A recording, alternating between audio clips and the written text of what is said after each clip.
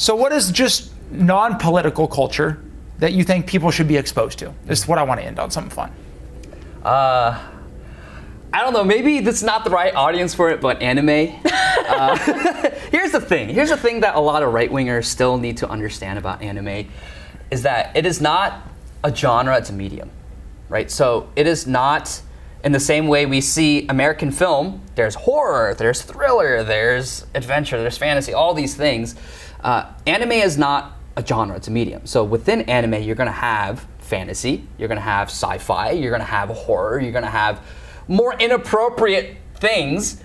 But I think conservatives and right-wingers need to understand why everyone likes anime so much these days. Like, it is far surpassed in terms of global viewership, like Hollywood and a lot of movies coming out of Hollywood. And they have to ask why. Well, I think the Japanese box office had its best year ever, while Hollywood had one of its worst years ever. I don't think that's a and it's growing exponentially worldwide, and it's because they have good stories. Now, not all anime is good. There's some anime that sucks, but a lot of anime, especially the best ones, have tales of heroism, of courage, of virtue, of honor, of loyalty, and all these things that are so near and dear to every single one of us, because these are virtues that, as Christian, I believe that the law of God is written on our hearts. And so we are capable of great evil because we have a sin nature, but we also have goodness that we want to aspire to as image bearers of God.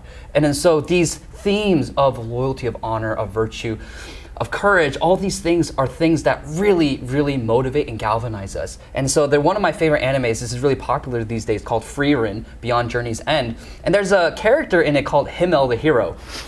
And now Himmel the Hero... He's judging so hard. Yeah, I know, but he is such a great character. It's not like one of those things where it's like moral ambiguity, morality is subjective. It's gray. Yeah. Like, he is someone who wants to help people, and he is...